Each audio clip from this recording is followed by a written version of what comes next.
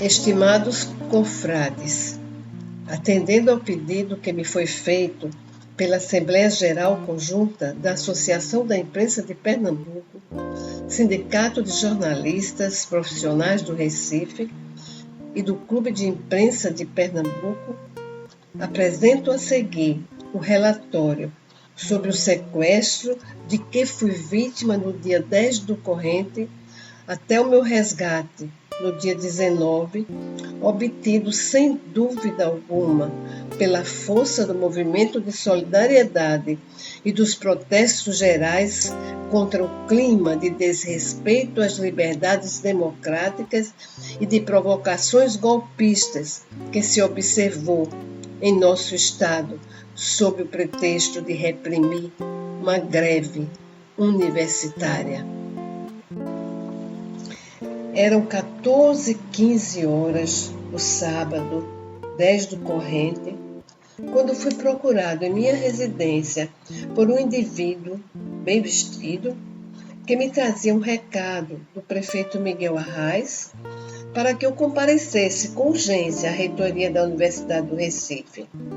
O referido portador adiantou que se encontrava com um jipe da prefeitura, o que foi por mim comprovado indo à varanda do primeiro andar em que mora.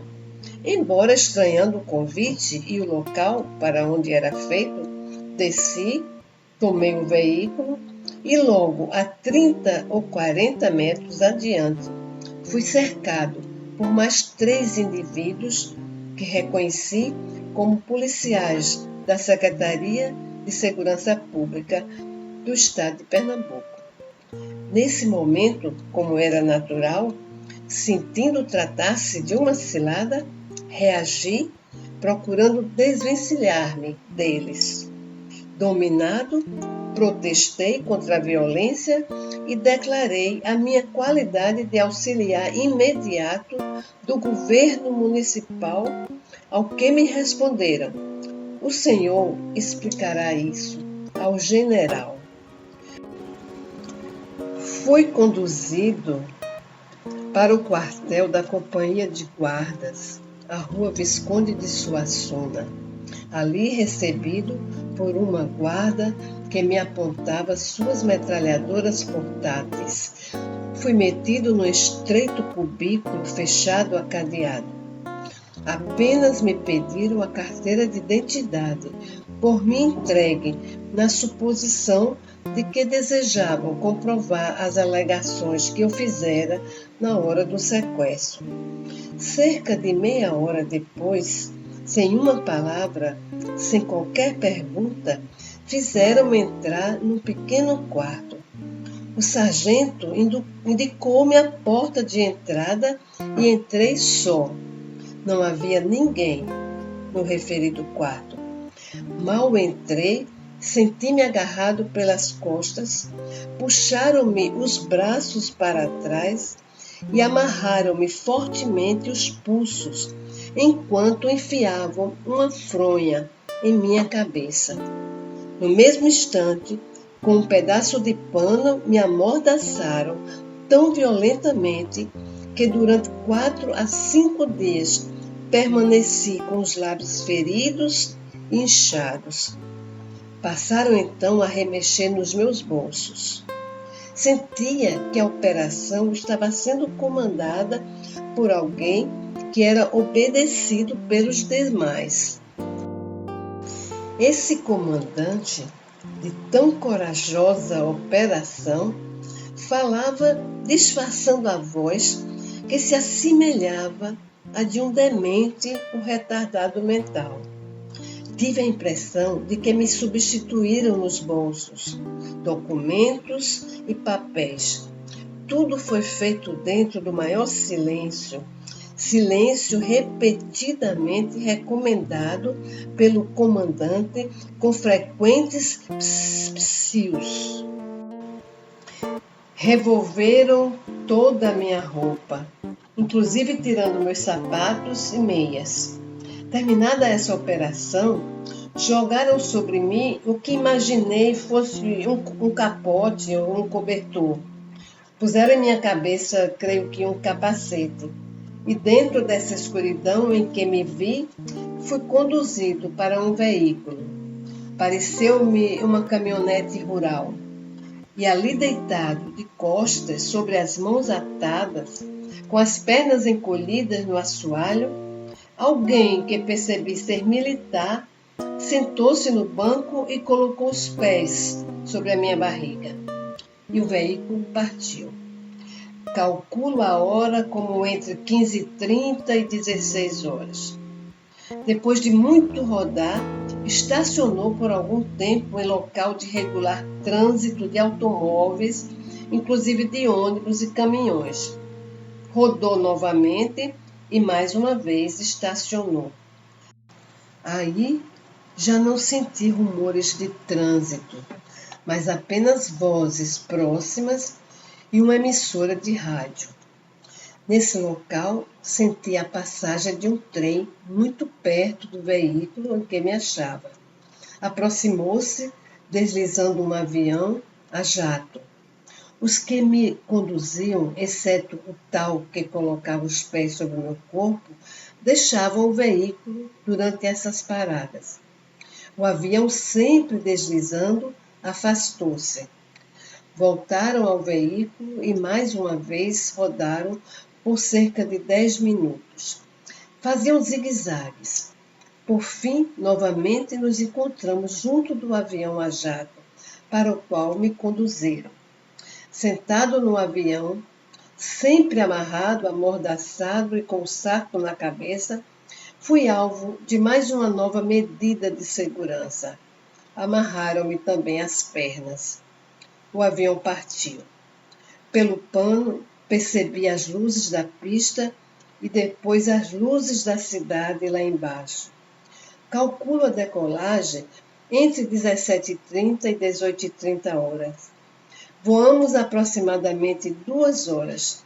Descemos. Fui novamente colocado na mesma posição anterior em uma outra caminhonete.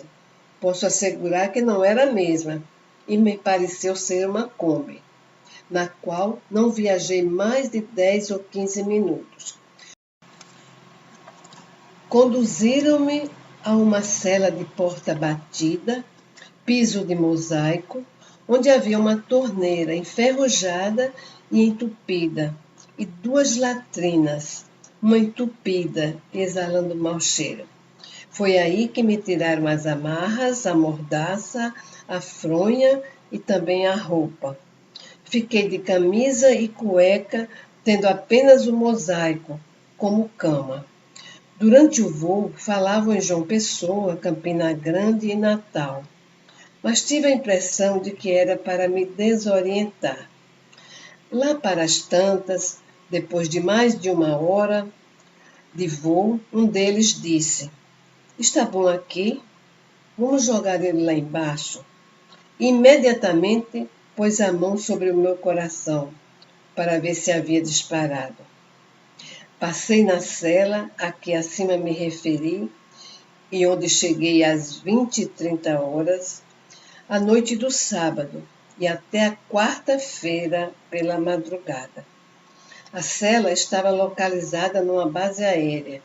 Embora não sentisse disposição para me alimentar, a comida que me entregavam através de pequena janela aberta na porta era farta e de boa qualidade.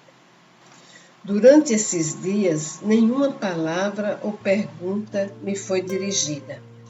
Pelas 13h30 horas da madrugada de quarta-feira, dia 14, fui despertado por 2 oficiais da aeronáutica, sendo que um deles era o que, em trajes civis, me deixou na dita cela na noite do sábado.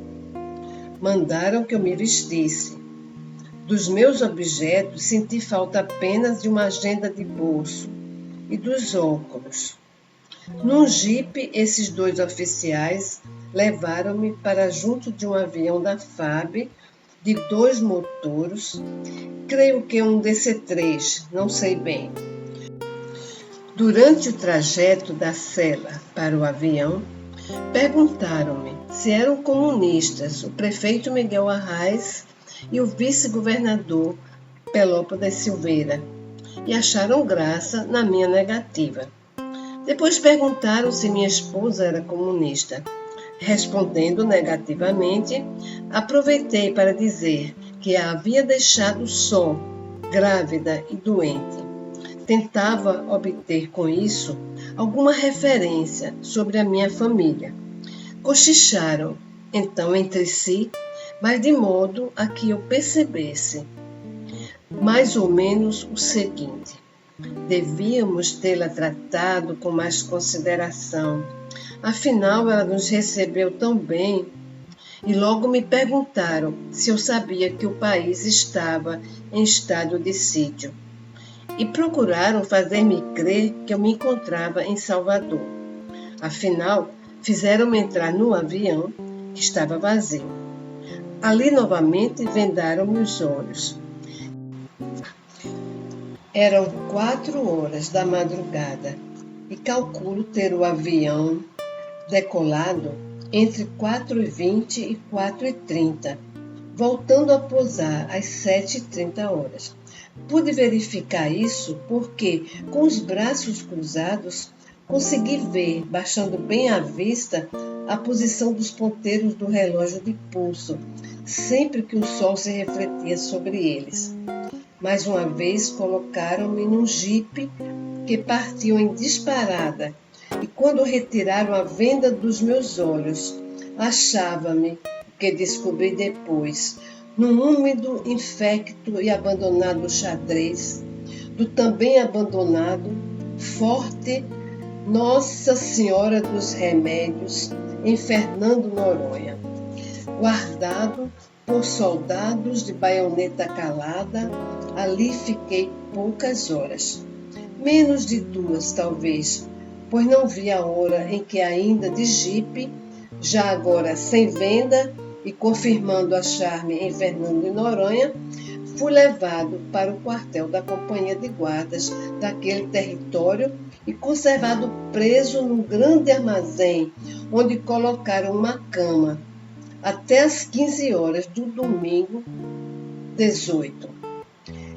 Em Fernando de Noronha, fui visitado pelo governador do território e por um médico militar.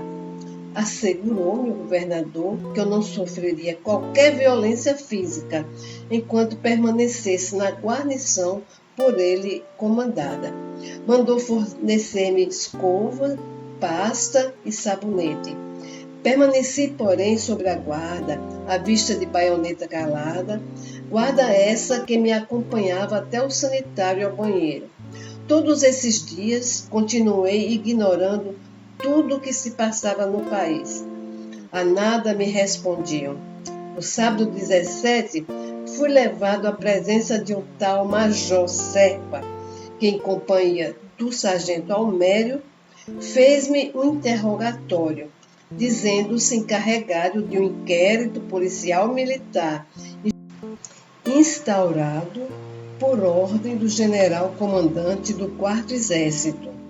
Ameaçou-me com não sei qual artigo do Código Penal Militar, pelo qual poderia eu ser condenado até 6 anos de prisão, caso dificultasse a execução da justiça militar, falseando, negando ou calando durante o interrogatório.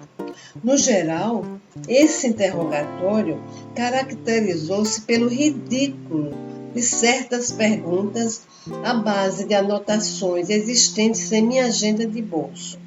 Aniversários, casamentos, festas e solenidades, tal como anotação de datas e horas de compromissos de minhas funções no serviço público, tudo foi perguntado, respondido e ditado pelo major para o datilógrafo. Outras perguntas, também por mim respondidas, diziam respeito às minhas opiniões e convicções políticas acerca de vários problemas nacionais e internacionais. Também algumas observações minhas sobre problemas municipais e meu comportamento pessoal frente ao departamento que dirijo, observações que eu havia anotado resumidamente para depois desenvolver, foram tidas pelo inquiridor como planos altamente subversivos, não aceitando, embora fazendo constar do depoimento as explicações que dei. Já no fim do interrogatório, apresentou-me um papelucho contendo 5 ou 6 nomes incompletos, aos quais era atribuída a função de dirigentes comunistas. Queria que eu identificasse aquelas pessoas. Afirmou que o papelucho havia sido encontrado em meu poder. Protestei contra tal afirmativa e recusei-me a aceitar aquela acusação. Quanto à pergunta se conhecia pessoas com aqueles nomes, disse que conhecia várias, recusando-me a atribuir a qualquer delas as referências feitas no pedaço de papel que me apresentava. Para terminar este relato, que já se torna extenso, no domingo 18, fui visitado pelo governador de Fernando Noronha, que me disse estar em liberdade, juntamente com mais 3 outros, que só nesse momento vinha saber que ali se achavam. Irineu Ferreira, Davi Capristanos, jornalistas, e Ramiro Justino, presidente do Sindicato de Carris Urbanos. Tomamos um avião da FAB sem qualquer escolta. No Recife, porém, fomos recebidos por uma escolta da Polícia do Exército armada de metralhadoras que eram apontadas diretamente contra cada um de nós. Posto numa caminhoneta, fomos conduzidos da base aérea do Ibura para o quartel do grupo de obuses na estrada do município de Paulista. Ali, em imundos colchões, passamos a noite e o dia seguinte até às 16 horas, quando, um por um, fomos sendo chamados. Fui o terceiro, levado à presença do Major Serpa, que me intimou a comparecer no dia 3 de julho ao quartel-general do 4º Exército e perguntou se eu havia sofrido alguma coação. Respondi que sim, coação física e psicológica, vítima de um sequestro isolado da minha família e do mundo por mais de uma semana, além da brutalidade com que fui amordaçado, encapsado e amarrado, encerrado em cela de porta batida, depois de ser transportado em avião a jato para destino desconhecido. A seguir, fui submetido a exame de corpo de delito por médicos que se diziam do corpo de saúde do grupo de obuses. No laudo do exame consta escoriações no pulso esquerdo, causadas possivelmente por instrumentos contundentes em vias de cicatrização de aproximadamente 5 dias. Essas escoriações foram consequência da violência com que me amarraram os pulsos. Pediram-me para fazer no laudo uma declaração se naquela unidade eu sofrera qualquer violência, ao que acedi, escrevendo mais ou menos o seguinte: declaro que nesta unidade 1/7º Regimento, onde entrei às primeiras horas de ontem, nada sofri além da reclusão em que me encontrava, declaração que faço às 16h45 de 19 de junho de 1961. Despachado pelos 2 médicos, ainda sob escolta, fui conduzido a um jipe, onde se encontravam o motorista, um sargento armado e um soldado com metralhadora portátil. Essa pequena escolta deixou-me no Varadouro, em Olinda. Tomei um carro de praça, rumando para o Recife, chegando à prefeitura mais ou menos às 17h30 do dia 19 de junho de 1961. Eis o meu relato, estimados confrades. Creio que fui um tanto prolixo, pelo que peço desculpas. Esta é, porém, uma oportunidade que democraticamente me oferecem, já que toda a imprensa do Recife, por ordem de seus proprietários, recusou-se a publicar qualquer declaração minha acerca dos fatos acima narrados. E isso depois de, durante vários dias, haver divulgado amplamente a versão dos meus sequestradores e de outras autoridades direta ou indiretamente ligadas aos fatos, inclusive a negativa, durante os primeiros dias, de que soubessem do meu paradeiro. Um desses jornais chegou mesmo a publicar uma pequena nota em que dizia simplesmente: reassumiu suas funções o diretor que estava preso. Reafirmo, não aceito no meu caso as expressões jurídicas preso e solto. Fui criminosamente e covardemente sequestrado por um grupo que envergonha, amesquinha e desonra a farda que veste. Um grupo de fascistas rancorosos, inconformados com as liberdades democráticas conquistadas pelo povo brasileiro. Um grupo de criminosos comuns que um dia as próprias Forças Armadas, com o apoio do povo, eliminarão do seu seio. Um grupo que, a serviço das forças mais reacionárias da sociedade brasileira, teima em transformar o Exército numa corporação de capitães do mato, que jamais conseguirão. Desta verdade, saí mais convicto depois de resgatado e não solto, pela solidariedade comovedora de que fui alvo, inclusive a minha família, e pela repulsa que se generalizou por todo o país aos intentos golpistas logo desmascarados. Saí mais convicto dessa verdade, meus caros confrades, e quero proclamar por quê. Em Fernando de Noronha, recebi visitas e tive a oportunidade de palestrar com alguns oficiais, desde o governador do território, coronel do Exército, cujo respeito à dignidade da pessoa humana quero aqui ressaltar, até o mais simples soldado, passando por capitães, tenentes e sargentos, revelaram-se dignos de respeito e consideração. Não é possível nem justo confundi-los com os que denigrem a farda e degradam-se como seres humanos. Isso não cheguei a perceber, mas os 3 outros sequestradores que comigo estiveram em Fernando de Noronha foram unânimes em me afirmar. O comandante da Operação Mordaça, talvez o mesmo que eu ouvia disfarçar a voz, usava um capuz ou máscara preta. Haverá degradação maior? Haverá necessidade de comentários?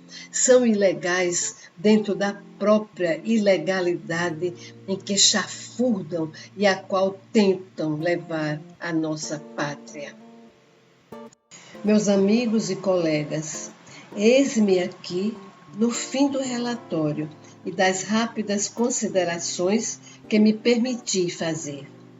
Poderia terminar falando da minha enorme gratidão pelo que fizeram por mim os companheiros da Associação da Imprensa do Pernambuco, do Sindicato e do Clube de Imprensa. Mais uma vez, os jornalistas de Pernambuco, jornalistas sem jornal, porque estamos reduzidos a 2 únicas e poderosas empresas, mais uma vez, os homens de imprensa desta gloriosa terra puseram-se de pé e alertaram o Brasil inteiro contra os inimigos da liberdade e dos direitos do homem. Eu não digo muito obrigado, amigos. Digo sim, parabéns, companheiros, bravos companheiros, e prometo tudo fazer para estar sempre à altura da grandeza e da dignidade dos jornalistas de Pernambuco. Recife, junho de 1961. Irã de Lima Pereira.